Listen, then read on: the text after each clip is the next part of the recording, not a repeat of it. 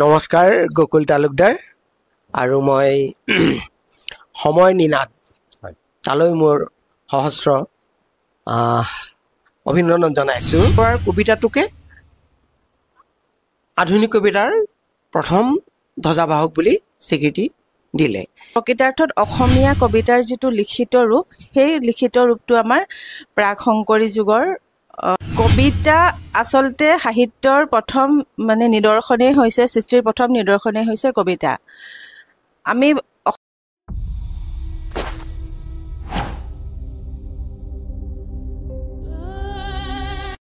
নমস্কাৰ। আমাৰ সময় নিনাদৰ আলাপ অনুষ্ঠানত আজি আমাৰ এই অনুষ্ঠানৰ অতিথি দুগৰাকী বিশিষ্ট কবি। এগৰাকী হ'ল অসমৰ স্বনামধন্য কবি দেৱপ্ৰসাদ তালুকদাৰ, আনগৰাকী হ'ল যুৱ প্ৰজন্মৰ কবি নাজীমা বেগম বৰা।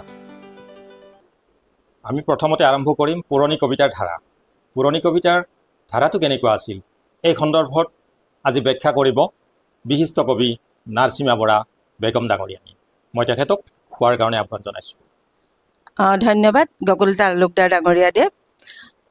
কবিতা আচলতে সাহিত্যৰ প্ৰথম নিদৰ্শনেই হৈছে, সৃষ্টিৰ প্ৰথম নিদৰ্শনেই হৈছে কবিতা। আমি অসমীয়া কবিতাৰ কথা যেতিয়া ক'বলৈ যাওঁ, তেতিয়া প্ৰথম আমি ক'ব লাগিব চৰ্যাপদসমূহৰ কথা। চৰ্যাপদসমূহ হৈছে উদ্ভৱকালীন অসমীয়া ভাষাৰ প্ৰথম সাহিত্যিক নিদৰ্শন আৰু তান্ত্ৰিক সহজানী বৌদ্ধ ধৰ্মীসকলৰ ধৰ্ম সাধনৰ গীত আছিলে। তো তেতিয়াৰ পৰাই আমাৰ কি হৈছে, যিটো কবিতা গীত বুলি ক'লে আচলতে কবিতাৰে পৰাইতো গীত উদ্ভৱ হয় ন। তো সেই তেতিয়াৰ পৰাই আমাৰ কবিতাৰ ধাৰাটো আৰম্ভ হৈছে। তাৰপিছত আহিলে আমাৰ আপুনি প্ৰাক শংকৰী যুগৰ কথা ক'ব পাৰে, শংকৰী যুগৰ কথা ক'ব পাৰে, উত্তৰ শংকৰী যুগৰ কথা ক'ব পাৰে। প্ৰাক শংকৰী যুগত আমাৰ আচলতে কি হয়, প্ৰকৃতাৰ্থত অসমীয়া কবিতাৰ যিটো লিখিত ৰূপ, সেই লিখিত ৰূপটো আমাৰ প্ৰাক শংকৰী যুগৰ সৰস্বতীৰ প্ৰহ্লাদ চৰিত্ৰখনক যিটো চতুৰ্থ শতিকাত তেওঁ লিখিছিলে, সেইখনেই প্ৰথম লিখিত অসমীয়া কাব্যগ্ৰন্থ বুলি ক'ব পাৰি। তাৰপিছতে আহিলে মাধৱ কন্দলীৰ, তেওঁ সংস্কৃত ৰামায়ণখন অসমীয়ালৈ তেওঁ অনুবাদ কৰিছিলে। শংকৰদেৱে তেওঁক অপ্ৰমাদী কবি বুলিও তেওঁক আখ্যা দিছিলে। প্ৰাক শংকৰী যুগৰ পিছত আহিলে আমাৰ আৰু বহুত কবি আছিলে। প্ৰাক শংকৰী যুগত বহুত কেইজন কবিয়ে কাব্য চৰ্চা কৰিছিলে, সাহিত্য চৰ্চা কৰিছিলে। আৰু তাৰপিছত আহিলে আমাৰ শংকৰী যুগৰ কবিসকল। শংকৰদেৱে নিজেই অসমীয়া সাহিত্যৰ ভঁৰালত কিমানখিনি অৱদান আগবঢ়াই গৈছে সেইটো মই সুকীয়াকৈ নকলেও হ'ব। শংকৰদেৱ, মাধৱদেৱ, তাৰপিছত ৰাম সৰস্বতী, অনন্ত কন্দলী, সেইসকল কবিৰ সৃষ্টিৰাজিয়ে আমাৰ যিটো কাব্য জগতত এটা ভাল অৰিহণা যোগাইছিল। কিন্তু সেইখিনি সময়ৰ যিখিনি কাব্য সৃষ্টি আছিলে, সেই কাব্য সৃষ্টিখিনি আচলতে পৌৰাণিক মহাভাৰত ৰামায়ণৰ কাহিনীবিলাক বা পুৰাণৰ কাহিনীবিলাক তেওঁলোকে আখ্যানসমূহক লৈ পেলাই কবিতা কাব্যসমূহ ৰচনা কৰা হৈছিলে। তাৰপিছত সেইখিনি সময়তে পাঁচালী সাহিত্য আহিলে। পাঁচালী সাহিত্যত আমাৰ পীতাম্বৰদ্বীজ, মনকৰদেৱ, তেওঁলোকে কিছুমান মহাকাব্য পাঁচালী, মনসা বা বিশৰী পাঁচালী বা বিবিধ পাঁচালী, সেই বিষয়ত নানান ধৰণৰ তেওঁলোকে গীত মাত ৰচনা কৰিবলৈ ধৰিলে।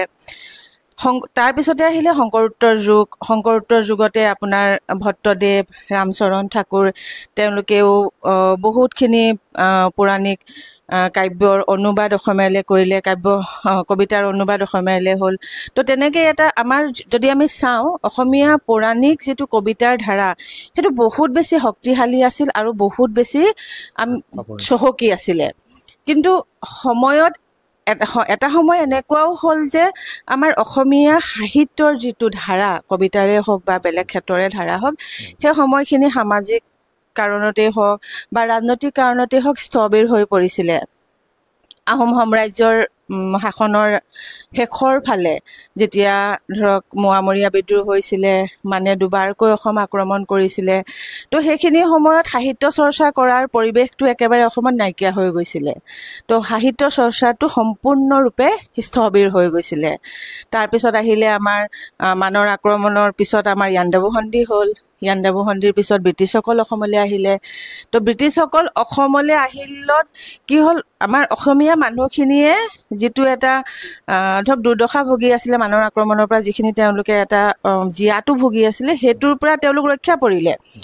কিন্তু অসমীয়া ভাষা সাহিত্যৰ উন্নতিত কোনো ধৰণৰ প্ৰভাৱ নপৰিলে। কাৰণ ব্ৰিটিছসকলে কি কৰিলে, তেওঁলোকে নিজৰ প্ৰশাসনিক সুবিধাৰ কাৰণে আমাৰ থলুৱা কেইজনমান অসমীয়া লোকো সেই ক্ষেত্ৰত জড়িত আছিলে, হাত কৰি লৈ পেলাই তেওঁলোকে কি কৰিলে, বঙলা ভাষাটোকে আমাৰ চৰকাৰী ভাষা হিচাপে তেওঁলোকে ব্যৱহাৰ কৰিবলৈ ল'লে।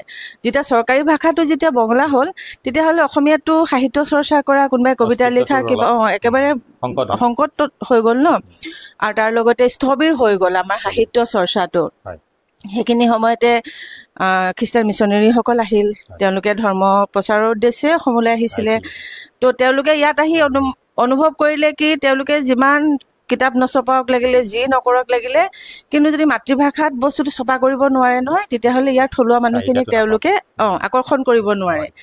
সেই উদ্দেশ্য আগত ৰাখিয়ে তেওঁলোকে অৰুণোদয় কাকতখন শিৱসাগৰৰ পৰা প্ৰকাশ কৰিলে। কিন্তু অৰুণোদয় কাকতখন প্ৰকাশ কৰিলে যদিও তাত এইটো নহয় যে সাহিত্য চৰ্চা হোৱা নাছিলে, সাহিত্য চৰ্চাৰ দিশটো লাহে লাহে তাৰপৰা আৰম্ভ হ'বলৈ ধৰিলে। খ্ৰীষ্টিয়ান লেখকসকলেই হওক বা অখ্ৰীষ্টান অসমীয়া লেখকসকলেই হওক, আনন্দৰাম ঢেকীয়াল ফুকন, তাৰপিছত গুণাভিৰাম বৰুৱা, সেনেকৈ কৰি পেলাই বহুত কেইজন লেখকে ইয়াত লিখিবলৈ আৰম্ভ কৰিলে। কিন্তু কবিতাটো ধৰক অৰুণোদয়ত ইমানো বেছিকৈ প্ৰকাশ হোৱা নাছিল। তাত ধৰ্মৰ বিষয়ে ধৰক খ্ৰীষ্টান ধৰ্মৰ তত্ত্ব নীতিবিলাকে তাত বেছিকৈ প্ৰকাশ হৈছিলে। কিন্তু পিছলৈ নিধিৰাম ফাৰুৱেলে কেইটামান কবিতা ওলাইছিলে, প্ৰকাশ নোহোৱাও নহয়, কবিতা ওলাইছিলে। তো সেইখিনি সময়ত কবিতা ইমানো আমাৰ ধৰক বিস্তৃত ভাৱত আৰু হোৱা নাছিলে, কবিতা প্ৰকাশ হোৱা নাছিলে বা মানুহে কবিতা লিখাও নাছিলে, চৰ্চাও হোৱা নাছিলে। তাৰপিছত লাহে লাহে অসমীয়া কেইজনমানৰ প্ৰচেষ্টা, তাৰপিছত খ্ৰীষ্টান মিছনেৰীসকলৰ প্ৰচেষ্টাত অসমত আকৌ অসমীয়া ভাষা হ'ল।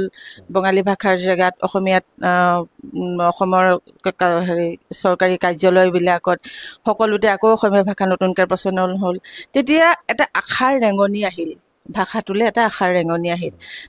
আচলতে সেই অসমীয়া যিসকল ডেকাই কলকাতাত পঢ়িবলৈ গৈছিলে, তেওঁলোকে অসমীয়া ভাষা উন্নতি সাধিনী সভা বুলি এখন 1888 চনত এখন সভা এখন গঠন কৰিছিলে অসমীয়া ভাষা সাহিত্যৰ উন্নতিৰ কাৰণে। তো সেই সভাখনৰ মুখপাত্ৰ হিচাপে 1889 চনত জোনাকী কাকতখন তেওঁলোকে প্ৰকাশ কৰি উলিয়ায়। তো সেই জোনাকী কাকতখনৰ পৰাই মানে অসমীয়া কবিতা যিটো ধাৰা, অকল কবিতা বুলিয়ে নহয়, গল্প হওক বা অন্যান্য অসমীয়া সাহিত্যৰ গোটেই ধাৰাখিনি জোনাকী কাকতৰ পৰাই ভালকে নতুনকে আকৌ নতুন ৰূপ এটা সবলভাৱে প্ৰতিষ্ঠা হ'ল। তো তেনেকে ধৰক ৰমন্যাসিক যিটো ৰোমান্টিজিমৰ প্ৰভাৱ অসমীয়া কবিতাত পৰিল, তাৰ ফলস্বৰূপে চন্দ্ৰকুমাৰ আগৰৱালাৰ বন কৰি কবিতাটো প্ৰথম অসমীয়া কবিতা হিচাপে তেওঁ লিখিলে। তাৰ লগতে চনেট কবিতা আহিলে, হেমচন্দ্ৰ গোস্বামীৰ প্ৰিয়তমাৰ চিঠি কবিতাটো প্ৰথম অসমীয়া চনেট। তাৰপিছতে বেলাডৰ সৃষ্টি হ'ল। তেনেকৈ বহুতখিনি দিশত অসমীয়া কবিতা সমৃদ্ধি হৈ উঠিল।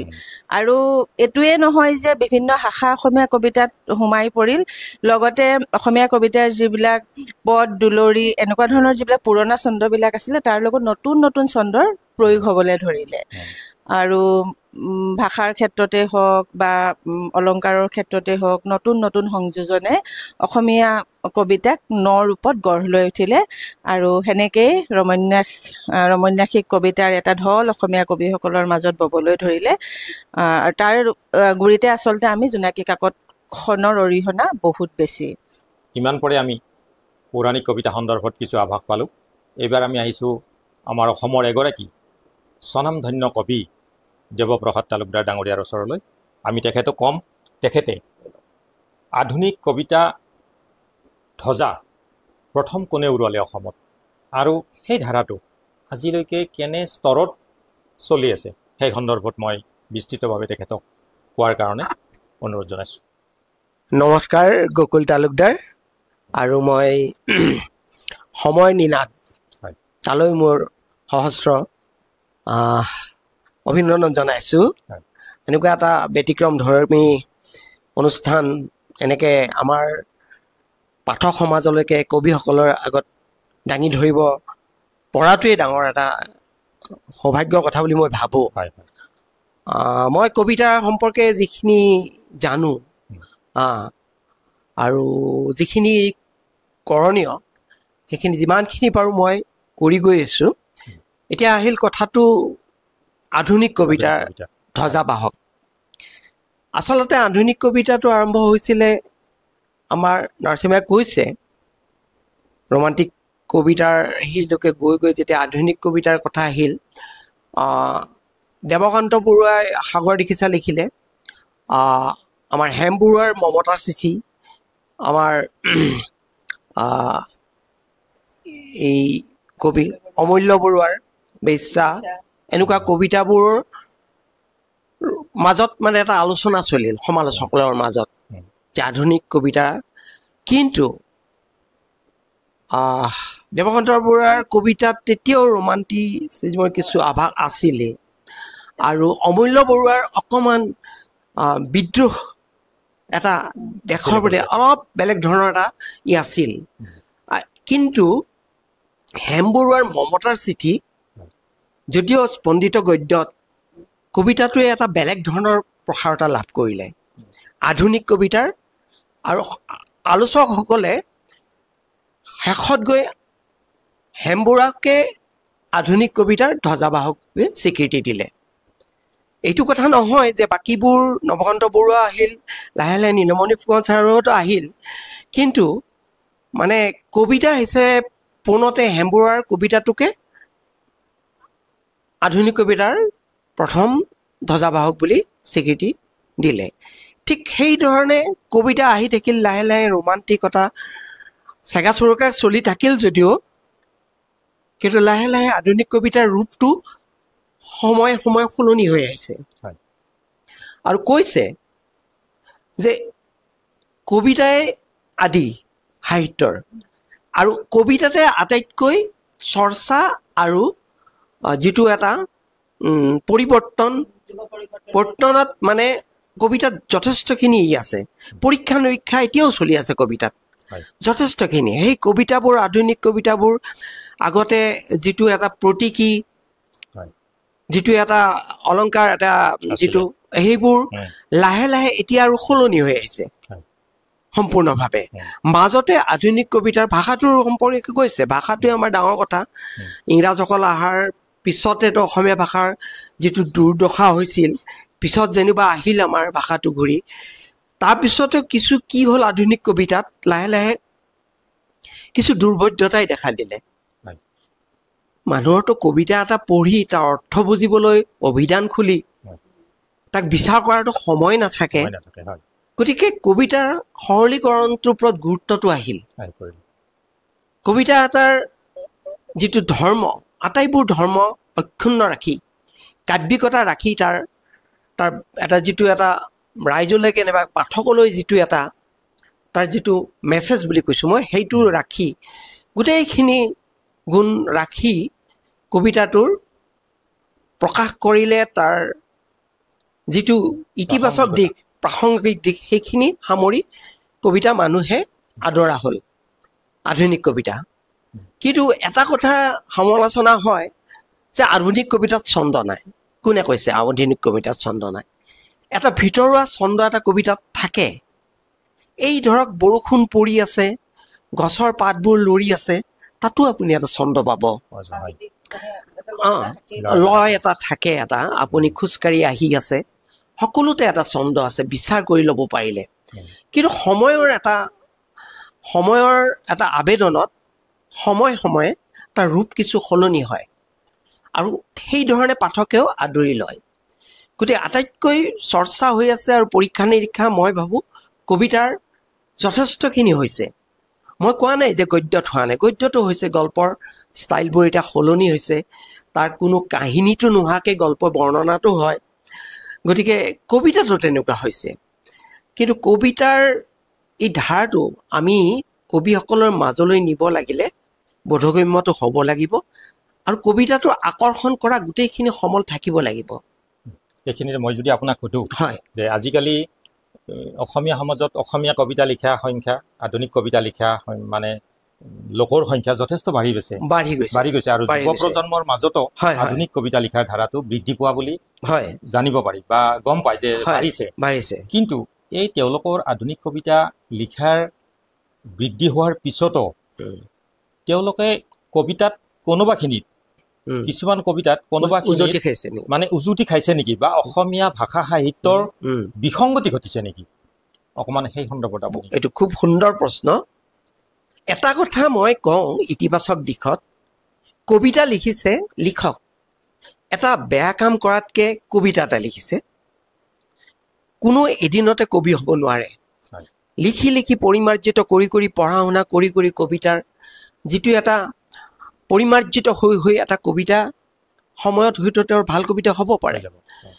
কিন্তু তাৰ কাৰণে অধ্যয়ন লাগিব যথেষ্টখিনি অধ্যয়ন লাগিব ভাষাটোক শ্ৰদ্ধা কৰিব লাগিব ভাষাটোৱে আচল ডাঙৰ কথা সেইবোৰ কৰাত যদি আমি বাদ দি ঠাউকতে কবিতা এটা লিখি মই দেখিছোঁ কবিতা সন্মিলনবিলাকত গৈ তাতে পিছত বহি এটা কবিতা লিখি কবিতা পাঠ কৰে এইটো কেনেকুৱা কথা নহ'লে অজিত বৰাই জেংৰাই 63 ইমান দিন নালাগিলহেঁতেন নীলমণি ফুকনৰ এটা কবিতা ছাৰে নিজে কৈছিলে যিটো কবিতা 24 শাৰীৰ আছিল সেইটো পৰিমাৰ্জিত কৰোঁতে কৰোঁতে দুটা শাৰীত ৰৈছিল হৰিত প্ৰান্তত হঠাৎ বাজি উঠিল এটা ঘণ্টা জুই নুনুমা চিতাৰ ওপৰত এতিয়া সন্ধ্যা এইটো এটা খুব সাৰ্থক কবিতা গতিকে সেনেধৰণে কবিতাক এটা শ্ৰদ্ধা কৰিব লাগিব আৰু এটা তাক যথেষ্টখিনি অধ্যয়ন আৰু কবিতাত সময় দিব লাগিব এটা কবিতা লিখি তাক থৈ দি নিজেই তাৰ কিছুদিন পিছত চালে তাক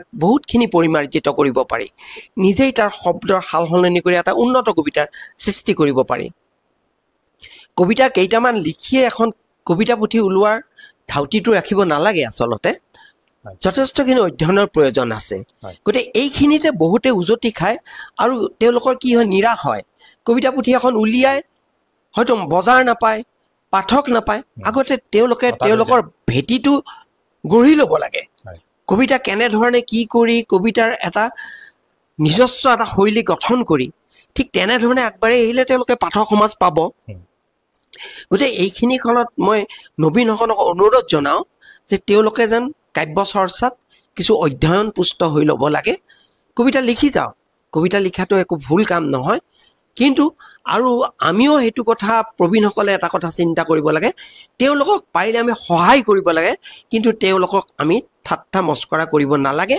নাইবা কবিতা নহয় বুলি আমি তেওঁলোকক ইটিকিং কৰিব নালাগে যদি নোৱাৰো সহায় কৰিব তেওঁলোকক তেনেকুৱা মন্তব্য দিব নালাগে পাৰিলে তেওঁলোকক সহায় কৰিব লাগে ফুকন ছাৰে মোক কৈছিলে এটা কবিতাৰ এটা দফাই কবিতাটো ৰাখি দিয়ে দুটা শাৰীয়ে কবিতাটো ৰাখি দিয়ে গতিকে কবিতাবোৰ অধ্যয়ন কৰিব পাৰিব লাগে আমাৰ নতুনসকলৰ কবিতাটো আমাৰ প্ৰবীণ কবিসকলে অধ্যয়ন তেনেকৈ নপঢ়ে গতিকে এই ক্ষেত্ৰত আমিও সজাগ হ'ব লাগিব আমি পটকৈ তেওঁলোকক মানে নিৰাশ কৰিব নালাগে আৰু তেওঁলোকেও অধ্যয়নটো ৰাখিব লাগিব এই সমিল মিলতে কবিতাৰ এটা বাতাবৰণ সৃষ্টি হ'ব অসমত আৰু অসমীয়া কবিতাবোৰ আমি বাহিৰলৈ গম পাইছোঁ যথেষ্টখিনি অন্তৰ্মুখী গভীৰতা আছে কবিতাত এইবোৰ কথা আমি নিজেই আমাৰ ভাষাটো আমাৰ গোটেই কাব্য জগতৰ গোটেই চৰ্চাৰ বিষয়ে আমি নিজেই এইবোৰ কথা খবৰ ৰাখি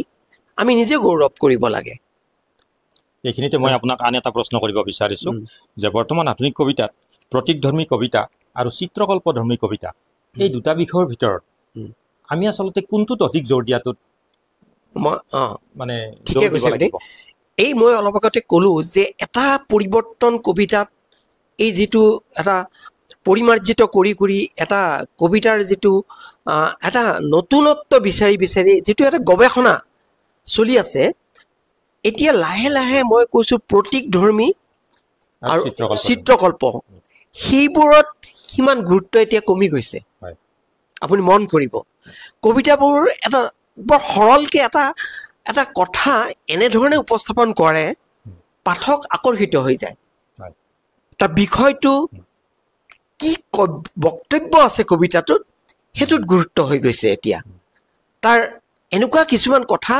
আমি কবিতাটো পঢ়ি এনেকুৱা লাগে যে আৰু পঢ়িম নে কবিতাটো মনত গুণগুণকৈ কবিতাটো বাজি থাকে তাত হয়তো প্ৰতীকী নাইবা আপুনি যিটো কৈছে চিত্ৰকল্প সেইবোৰৰ বিশেষ এটা গুৰুত্ব কমি আহিছে, কিন্তু আছে, মই নোহোৱা বুলি নকওঁ। সেইখিনি অটুট ৰাখিও নতুনত্ব ৰাখি নতুন শৈলীত বহুত কবিতা নতুন নতুন কবিয়ে সৃষ্টি কৰিছে। আধুনিক কবিতাত শব্দৰ ওপৰত অধিক জোৰ দিয়া হয় নে কবিতাটোৰ অন্তৰ্নিহিত মূল ভাৱৰ ওপৰত অধিক গুৰুত্ব দিয়া হয়? আচলতে শব্দ কবিতা নহয়, শব্দ কবিতাৰ বাহক। কবিতাটোৰ মূল বিষয় কথাখিনি শব্দ প্ৰয়োজনতহে আহে। শব্দই সাঁকো এখন গঢ় লয়, কিন্তু শব্দ প্ৰয়োজন বোধহে আহিব শব্দ। আৰু এটা কথা আমি ধ্যান দিব লাগে যে অসমীয়া ভাষাটোৰ শব্দ বহুত চহকী। আমাৰ বহুত শব্দ আমি ব্যৱহাৰ হেৰুৱাই পেলাইছোঁ। সেইবোৰ শব্দ আমি কবিতাত আনিব লাগে। আমাৰ যিমান লোককথা আছে, লোকগীত মাত, এই পুৰণি মুখে মুখে চলি থকা সেইবোৰ কথা কবিতাত আমি আনিব লাগে। যিহেতু ইমান আমাৰ চহকী ভাষাটো, সেইবোৰ কবিতাত আনিব লাগে। আমি এই যিবোৰ চলিত শব্দবোৰে আমি ব্যৱহাৰ কৰি থাকিব নালাগে। নতুন নতুন আমাৰ আইতাৰ মুখত শুনা পুৰণি কথাবোৰ, লোককথাবোৰ, এই আগৰ বিয়া গীত, আইনাম, ধাইনাম, এইবোৰৰ পৰা কিছুমান বস্তু আনি সমল কবিতাত যদি আমি সুন্দৰভাৱে সংযোজন কৰি আনিব পাৰোঁ, শক্তিশালী কৰিব পাৰোঁ, তেতিয়া কবিতা স্থায়ী হৈ যায়। গতিকে কবিতাত আমি এই সমলবোৰ ল'ব লাগে। শব্দ প্ৰয়োজনবোধে আহিব, কিন্তু নতুন শব্দ যথেষ্টখিনি আছে আমাৰ ভাষাটো। নতুন কবিসকলক কি আহ্বান জনাব? তেওঁলোকে এটা কবিতা উন্নত মানৰ সৃষ্টি কৰিবলৈ হ'লে তেওঁলোকে কোন কোন বিষয়ত অধিক গুৰুত্ব আৰোপ কৰিব লাগিব? তেওঁলোকে আচলতে মই কৈছোঁ ন, অধ্যয়নটো যথেষ্ট প্ৰয়োজন।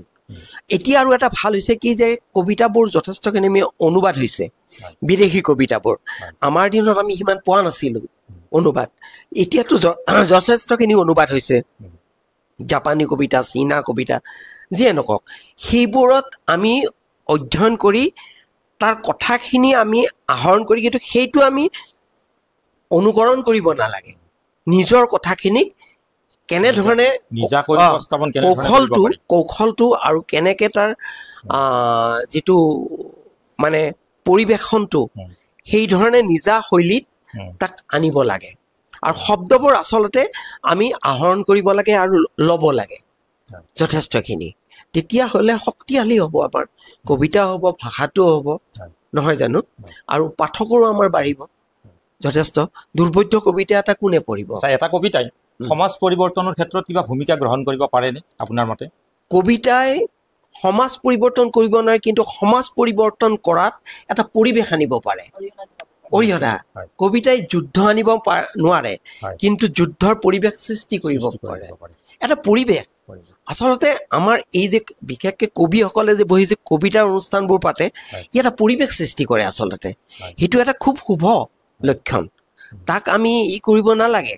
চাৰিজনে লগ লাগিছোঁ ক'ৰবাত কবিতা আলোচনা, তেতিয়া মই আপুনি নবীন এজনে নজনা কথাটো মই জানিব পাৰোঁ, মোৰ পৰা এটা কি বোলে, এই আদান প্ৰদানটো বৰ ডাঙৰ কথা। শব্দবোৰো আদান প্ৰদান হয়। সুধো আমি কেতিয়াবা, এইটো শব্দ ক'ত পাইছে? এই মোৰ আইতাই কৈছিলে এনেকুৱা শব্দ। এইবোৰ শব্দ আমি কিছুমান শব্দ হেৰুৱাই পেলাইছোঁ। মই এই অলপতে এজনৰ পৰা পাইছিলোঁ, এই যে ভাষাটোৰ ওপৰত কওঁতে শব্দবোৰ আমি হেৰুৱাই পেলাইছোঁ। যেনেকৈ চাহ আমি টপতোৱা বুলি নকওঁ, আমি বনোৱা বুলি কওঁ। এইবোৰে আমাৰ ভুল। এই টপতোৱা শব্দটো নাইকিয়া হৈ যাব, নহয় জানো? আৰু এটা কথা কি হয় যে আমি বেলেগৰ নালাগে, যিসকল পুৰণা কবিসকল, আমাৰ যিসকল পুৰণা কবিসকল, তেওঁলোকৰ কবিতাবিলাকো যদি আমি পঢ়ো নহয়, তেতিয়াও আমি বহুত উপকৃত হ'ম। ধৰক এতিয়া অধ্যয়নটো লাগিব। ৰোমান্টিক যুগৰ কবিতাই হওক বা প্ৰগতিশীল চিন্তাধাৰা যিসকলে কবিতা লিখিছিলে, আধুনিক ভাৱধাৰা যিসকলে কবিতা লিখিছে, তো আমি আগৰ কবিসকলৰ যেতিয়া কবিতাবোৰ পঢ়িম নহয়, তেতিয়া তেওঁলোকৰ সেই গভীৰতাটো, তেওঁলোকে ধৰক বস্তুটো কেনেকৈ উপস্থাপন কৰিছিলে, বিষয়বস্তুৰ ক্ষেত্ৰতে হওক বা প্ৰত্যেকটো বস্তুতে আমি এটা ধাৰণা কৰিব পাৰোঁ, আমি জ্ঞান লাভ কৰিব পাৰোঁ। এতিয়া বস্তুবোৰ কেনেকুৱা হয় যে আমি কিবা এটা দেখিলোঁ, এইটোৰ ওপৰত এইটো মই এটা কবিতা লিখিম, ধাম ধুম আমি লিখি পেলাই খুব দৌৰাদৌৰি কৰে। আমাৰ দৌৰাদৌৰি কৰিব নালাগে। কবিতা কেনেকৈ প্ৰকাশ, কবিতাটো আগতে তুমি লিখা, তুমি লোৱা, বিভিন্ন সমলৰ পৰা তুমি সমলটো সংগ্ৰহ কৰা, লিখি তাক থৈ দিয়া। আকৌ পৰিমাৰ্জিত কৰা আৰু তাক তুমি চোৱা শব্দবোৰ জিভাত লৈ চাকি চোৱা তুমি শব্দবোৰ অলংকাৰবোৰ যেনেকৈ বনাই সোণাৰীবিলাকে তাত বাখৰবিলাক খটায় কিমান চিন্তা কৰি ঠিক সেইধৰণে তুমি অধ্যয়ন পুষ্ট হৈ কবিতাটো প্ৰকাশ কৰা লিখিয়ে থাকোঁতে প্ৰকাশ কৰাটো কবিতাটোৰ আচলতে সিমান এটা সবল নহয় আচলতে শক্তিশালী নহয় গতিকে নবীনসকলক মই অনুৰোধ জনাইছোঁ তেওঁলোকে কবিতা লিখক আৰু কৰিব লাগে আৰু কবিতা মনলৈ ভাৱ আহিলে সদায় লিখি থ'ব লাগে 40টা কবিতা লিখিলে তাৰ পৰা ক'ৰবাত 2টা কবিতাহে হয়তো উন্নত মানৰ হ'ব পাৰে আহিলে লিখি দিব লাগে হয় নিৰ্মাণ হয় তাৰপিছত নিৰ্মাণ হয় এটা সময়ৰ পিছত ধন্যবাদ জনাইছোঁ নাচিমা বৰাৰ ওচৰলৈ গৈছোঁ তেখেতেও ইতিমধ্যে আমি গম পাইছোঁ যে বহুত কবিতাই লিখিছে যে তেখেতৰ এগৰাকী কবি হিচাপে তেখেতে কবিতাৰ ওপৰত অধ্যয়নো কৰি আছে মই জনামতে তেখেতে এগৰাকী আজিৰ যুগৰ কবি হিচাপে তেখেতৰ প্ৰিয় কবিতাৰ এটা অকণমান কবিতা আবৃত্তি কৰি দিয়াৰ কাৰণে মই তেখেতক অনুৰোধ জনালোঁ প্ৰিয় কবিতা বুলি ক'লে এতিয়া বেলেগৰ কবিতা ক'ব লাগিব আপোনাৰ প্ৰিয় আপোনাৰো হ'ব পাৰে হয়তো সেইটো আন কাৰোবাৰ বেলেগৰো হ'ব পাৰে বেলেগৰো হ'ব পাৰে ন খালি কবিতাটো আপোনাৰ মন চুই যোৱা কবিতা যিটোত আপুনি আপ্লুত কণ্ঠত যে এইটো কবিতা মোৰ লাগি গৈছে যেন এনেকুৱা কথা এটা কবিতাটো মই নিজে লিখা হয় মোৰ দ্বিতীয়খন কাব্যগ্ৰন্থ কল্পচিত্ৰত কবিতাটো প্ৰকাশ পাইছিলে কবিতাটোৰ শিৰোনামটো হৈছে তেজীমালা কবিতাটো বহুত দীঘল হয় কিন্তু কবিতাটোৰ মোৰ লাষ্টৰ পংক্তি কেইটামান মোৰ বৰ ভাল লাগে মই নিজে লিখা কবিতা মই নিজৰ কাৰণে লিখা কবিতা আচলতে নিজৰ কাৰণে লিখা কবিতা এইটো মই সেইকাৰণে মোৰ লাষ্টৰ পংক্তি কেইটা আপোনালোকৰ আগত পাঠ কৰিব বিচাৰিছোঁ মই জানো মোক চিনি পাওঁ চিনাকি যেন লগা মইজনীকো অচিনাকি যেন লাগে মোৰ মই পাগলী ভিক্ষাৰী নতুবা ফাগুনৰ সৰাপাত নহয় নিজতে বিলীন এখন বুৱতী নৈ মই দোল মঞ্চৰ আবিৰ মই শৰতৰ নীল আকাশত দেখা দিয়া সহস্ৰ নক্ষত্ৰ মই অমাৱস্যাৰ অন্ধকাৰ ভেদি উজলি উঠা পূৰ্ণিমাৰ জোনটো মই নহয় মই পাগলী ভিক্ষাৰী নতুবা ফাগুনৰ সৰাপাত আত্মতৃপ্তিৰ এটি মিঠা হাঁহি মই মৰম আৰু ভাল পোৱাৰ ৰং বিৰংগী ফুলেৰে উপচি পৰা বেবিলনৰ উলম্বন বাগিচা মই হাজাৰ প্ৰতিবন্ধকতাকো নেওচি সাহসেৰে আগবাঢ়ি যোৱা কাৰ্গিলৰ যুঁজাৰু মই নহয় মই পাগলী ভিক্ষাৰী নতুবা ফাগুনৰ সৰাপাত তেজীমলা মই শতবাৰ নিঃশেষ হৈও পুনৰ জি উঠো সদাগৰৰ জীয়ৰী তেজীমলা মই ধন্যবাদ অসমীয়া কাব্য সাহিত্যত এটা পৰিচিত নাম দেৱপ্ৰসাদ তালুকদাৰ তেখেতৰ ইতিমধ্যে 20খনতকৈ অধিক কাব্যগ্ৰন্থ প্ৰকাশ পাইছে তেখেতৰ কাব্যগ্ৰন্থ বিভিন্ন ভাষালৈ অনুদিতও হৈছে আমি তেখেতক এতিয়া সুধিম যে এজন বিশিষ্ট কবি হিচাপে অসমৰ বিভিন্ন প্ৰান্তৰ ডাঙৰ ডাঙৰ কবিতা আবৃত্তি প্ৰতিযোগিতাত তেখেতে বিচাৰকৰাখন গ্ৰহণ কৰে সেইকাৰণে মই আজিৰ প্ৰজন্মৰ আবৃত্তিকাৰসকলক ক'বলৈ মই তেখেতক অনুৰোধ কৰিম যে কবিতা পাঠ আৰু কবিতা আবৃত্তিৰ মাজত পাৰ্থক্য কি আৰু কবিতা এটা আবৃত্তি কৰিবলৈ হ'লে প্ৰথমতে আবৃত্তিকাৰে কবিতাটোক কেনেধৰণে হৃদয়ংগম কৰি ল'ব লাগে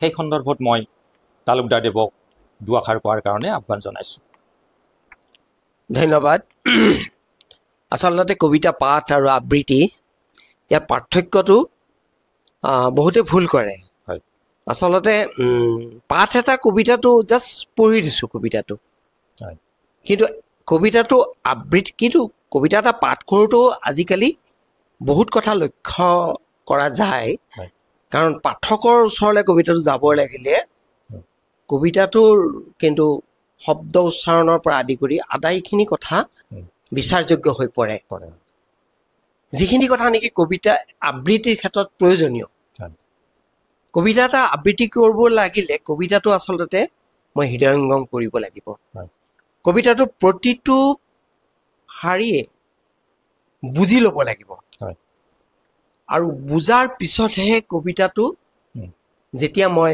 আবৃত্তি কৰিম পাঠকৰ বোধগম্য হয় কাৰণ মই বুজি মই শব্দবোৰ সেইমতে প্ৰক্ষেপ কৰিম, কবিতাটোৰ প্ৰতিটো শব্দ মই প্ৰক্ষেপ কৰিম, অন্তৰ্নিহিত জ্ঞান সকলোখিনি হজম কৰি ল'ব কৰি লাগিব। লৈ তাৰপিছত যেতিয়া মই পাঠ কৰিম দৰ্শক শ্ৰোতাৰ কবিতাটো আগত আবৃত্তি, তেতিয়া মই সেইমতে ব্যৱহাৰ কৰিম। ব্যৱহাৰ কৰিব ক'ত লাগিব, ৰ'ব লাগিব, ক'ত য'ত দিব লাগিব, ক'ত জোৰ দিব লাগে, ক'ত কোমল হ'ব, উম, আৰু উচ্চাৰণটো ডাঙৰ কথা। ডাঙৰ কথা। প্ৰথম শব্দ কথা উচ্চাৰণটো। উচ্চাৰণটো আমি সদায় ভাল কৰিব লাগিব, তেতিয়াহে কাণত কবিতাটো ভাল ধৰণে বাজি উঠিব। হয়। গতিকে আৰু কবিতা চাই আবৃত্তি কৰাটো মই কিন্তু ই নকৰোঁ। হয়। কবিতাটো হৃদয়ংগম হ'ব লাগিব, আৰু কবিতাটো যেতিয়া আবৃত্তি কৰিব হয়। তেতিয়া পাঠকসকলে সুন্দৰকৈ আদৰি ল'ব। হয়। গতিকে মূল কথা কবিতাৰ শব্দ উচ্চাৰণ, ভাষাটো কেনেকৈ প্ৰয়োগ, আৰু বোধগম্য অন্তৰ্নিহিত কথাখিনি ক'ত কেনেধৰণে ৰ'ব লাগে, ক'ত হুমুনিয়াটো কাঢ়িব লাগে, ক'ত অলপ আনন্দমুখৰ পৰিৱেশ এটা আনিব লাগে, ক'ত অলপ দুখৰ ছাঁ টানি লৈ যাব লাগে, এইবোৰ কবিতাবিলাকৰ মাজত সোমাই থাকে। সেইবোৰ আবৃত্তিকাৰে সেইবোৰ অধ্যয়ন কৰি ল'ব লাগিব। কবিতা এটা হাতত লৈয়ে বোলে এইটো মই আবৃত্তি কৰোঁ, এনেকৈ নহ'ব। শব্দবোৰৰ বহুত ডাঙৰ কথা আছে। যেনে আমি যদি কওঁ যে ভাত দিয়াত ইমান দেৰি কৰিছা, নাখাওঁ যোৱা, আমি অভিমান কৰোঁ কেতিয়াবা মাক। মই স্কুলত যাব ওলাইছোঁ, কলেজত যাব ওলাইছোঁ, মোক ভাত দিয়াত দেৰি হৈছে, মোৰ সময় নাই, যে ইমান দেৰি কৰিছা, ভাত নাখাওঁ যা, এনেকৈ গুচি যাব বিচাৰোঁ কলেজত। এই কথাটোৱে ধৰক আপুনি যদি কৈ দিয়ে আবৃত্তিৰ হেৰিত, কেনে লাগিব? আজি ইমান দেৰি হৈ গ'ল মা, মইতো কলেজত যাব ওলাই ৰৈ আছোঁ, মোৰতো ক্লাছ নাপাম, আৰু নোখোৱাকৈ যাওঁ কেনেকৈ? তোমাৰো অন্তৰে কান্দিব, ময়ো লঘোণে থাকিলে মোৰ কষ্ট হ'ব, তুমি দুখ পাবা। গতিকে ভাতমুঠি তুমি সোনকালে দিয়া মা। আপোনালৈ এটা প্ৰশ্ন এটা আছে। ৰ'দ থকালৈকে দিনৰ ধেমালি কি আৰু কিয় বিখ্যাত? এইখন মোৰ কবিতা পুথি, এইখন মোৰ 12 নম্বৰ সম্ভৱ। এইখন পুথিৰ কাৰণে মই অসম সাহিত্য সভাৰ শৈলধৰ ৰাজখোৱা বঁটাটো পাইছিলোঁ। নিজৰা কবি শৈলধৰ ৰাজখোৱা বঁটাটো পাইছিলোঁ, আৰু অসম সাহিত্য সভাই মোক শুৱালকুছি অধিৱেশনত খুব সন্মান সহকাৰে, আৰু শৈলধৰ ৰাজখোৱাৰ পৰিয়ালৰ এটা ন্যাসো আছে, সাহিত্য সভাৰ লগত মানে জড়িত হৈ এই কবিসকল নিৰ্বাচিত কৰে, আৰু 2 বছৰ মূৰে মূৰেহে এই বঁটাটো দিয়ে। গতিকে মই ধন্য হৈছিলোঁ এই বঁটাটো গ্ৰহণ কৰিব পাই। তাৰমানে আপোনাৰ এই কাব্যগ্ৰন্থখনৰ নামেই আছিলে এইটো আপুনি পাঠকসকলক, দৰ্শক শ্ৰোতাক। হয়, দিনৰ ধেমালি এই কবিতা পুথিখন জ্যোতি প্ৰকাশনে প্ৰকাশ কৰিছিলে। হয়, মই জানাত আপুনি কেইবাটাও গুৰুত্বপূৰ্ণ বঁটা লাভ কৰিছে। অলপ মূল কেইটামান ডাঙৰ বঁটা। এনেই মই বঁটা কেইবাটাও পাইছোঁ। তাৰ উপৰি মোৰ এটা এবাৰ হৈছিলে অসমত, অসম চৰকাৰে এবাৰ কৰিছিলে, আমাৰ অটল বিহাৰী বাজপেয়ীৰ ওপৰত কবিতাৰ এটা প্ৰতিযোগিতা কৰিছিলে, তেখেতৰ ওপৰত লিখা কবিতা এটা, আৰু সেই কবিতাটো মই এটা লিখি মই দিলোঁ পঠাই অসম চৰকাৰক। গোটেই অসমতে এই প্ৰতিযোগিতাটো হৈছিলে, ক'ব নোৱাৰাকৈ মই সেই বঁটাটো মই পাইছিলোঁ। এইটো প্ৰথম স্থান আছিল। প্ৰথম মই পাইছিলোঁ, সেইটো এজনকে দিছিলে। আপুনি জনাত অসমৰ পৰা কিমানজন মানে কবিতা পঠাইছিলে এই প্ৰতিযোগিতাত? সেইটো যথেষ্ট আছিল, যথেষ্ট। শিলচৰৰ পৰা ডিব্ৰুগড়লৈকে, মানে ভাৰতবৰ্ষৰ বিভিন্ন ৰাজ্যৰ পৰা। অসম চৰকাৰে কৰিছিলে, আৰু এইটো অসমৰ মুখ্যমন্ত্ৰীয়ে মোক সেই বঁটাটো দিছিলে। সেইটো এটা, আৰু এটা মোৰ এটা স্বীকৃতি এটা। তাৰপিছত অসম চৰকাৰে মোক যোৱাবেলি সাহিত্যিক পেঞ্চনটো দিয়ে মোক। তাৰোপৰি মোৰ অলপতে নলবাৰীৰ পৰা এই গজালি বুলি এখন আলোচনী ওলায়, তেওঁলোকে মোক এটা বঁটা দিছিলে গজালি আলোচনীৰ পৰা। শেহতীয়াভাৱে মই এইটোৱে পোৱা বঁটা। মানে বিভিন্ন ধৰণৰ মই সন্মান পাইছোঁ, মই ধন্য হৈছোঁ।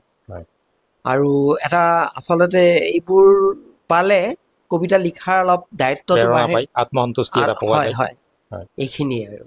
এগৰাকী বিশিষ্ট কবি হিচাপে যিহেতু আপুনি আপোনাৰ জীৱনৰ অধিকাংশ সময় কবিতাৰ সৈতে দিছে, গতিকে আপুনি আমাৰ সময়ৰ নিনাদৰ আলাপ অনুষ্ঠানৰ দৰ্শক শ্ৰোতাক আপোনাৰ এটি প্ৰিয় কবিতাৰ কিয় অংশ কবিতা আবৃত্তি কৰি দিলে আমি উপকৃত।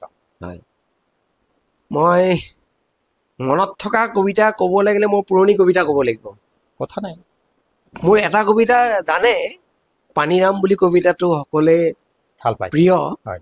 চাইকেল বুলিও এটা প্ৰিয়, বুটাম বুলি এটা প্ৰিয়, শিপা বুলি এটা আছে। হয়। মই পানীৰামটোৱে পাঠ কৰি দিছোঁ। এইটো বিভিন্ন ভাষাতো অনুবাদ হৈছে। পানীৰামটো হৈছে এজন প্ৰতীকী হিচাপত, প্ৰতীকৰ কথা হৈছে এজন সজাগ খেতিয়ক, মানে বনোৱা কাম কৰা শ্ৰমিক এজনক লৈ মই লিখিছিলোঁ। তাৰ সৌন্দৰ্যটো কেতিয়া প্ৰকাশ পায়। পানীৰাম, পানীৰাম পানীৰাম, তোৰ হাঁহিত শীততো আকাশখন বিজুলিয়াই থাকে। মেঘ নথকা আকাশখনৰ পৰা সৰে টোপাটোপে বৰষুণ। আখৰ চিনি নোপোৱা তোৰ দুচকুত ইমান ফটফটীয়া জোনাকে কিদৰে ভিৰ কৰে, যেন ভোমোৰাই কিবা ক'ব ফুলক, কিবা ক'ব আকাশখনে সাগৰক, কিবা ক'ব নৈখনৰ সোঁতে তাৰ দুপাৰক। তোৰ ঘামৰ টোপাল ৰ'দত নিজিকিলিলে, আউল বাউল চুলিত বতাহে আহি চুমা দি নগলে ধুনীয়া নেদেখিত।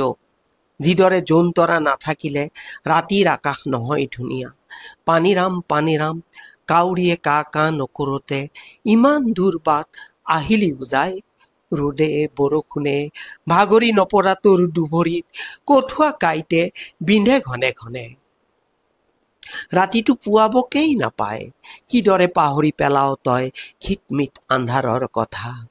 পানীৰাম পানীৰাম, ইমানৰ পাছতো কিদৰে ভাব তই ইমান ভাল লগা কথা, ইমান ভাল লগা কথা। ধন্যবাদ। কবিতাটো যথেষ্ট ভাল হৈছে।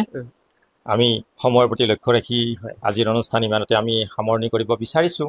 ইয়াৰ পূৰ্বে আমি আমাৰ বিশিষ্ট কবি দেৱপ্ৰসাদ তালুকদাৰ, নাৰ্চিমা বৰা বেগম দুয়োগৰাকীলৈ সমৰ নিনাদৰ তৰফৰ পৰা আমি আন্তৰিক ধন্যবাদ জ্ঞাপন কৰিছোঁ যে তেখেতসকলে আহি বহুমূলীয়া সময় ব্যয় কৰি হ'লেও আজি আমাৰ সমৰ নিনাদৰ আলাপ অনুষ্ঠানত আমাক ধন্য কৰিলে। আৰু লগতে মই আমাৰ সমৰ নিনাদৰ দৰ্শক শ্ৰোতাক আমি ক'ব বিচাৰিছোঁ, যদি আপোনালোকৰ এই ভিডিঅ'টো ভাল লাগিছে তেনেহ'লে আপোনালোকে লাইক, কমেণ্ট আৰু শ্বেয়াৰ কৰাৰ উপৰিও সমৰ নিনাদ ইউটিউব চেনেলটি ছাবস্ক্ৰাইব কৰি আমাৰ যাত্ৰাপথত আগুৱাই যোৱাত আপোনালোকে যেন সহায়ক হয়। ধন্যবাদ। ধন্যবাদ।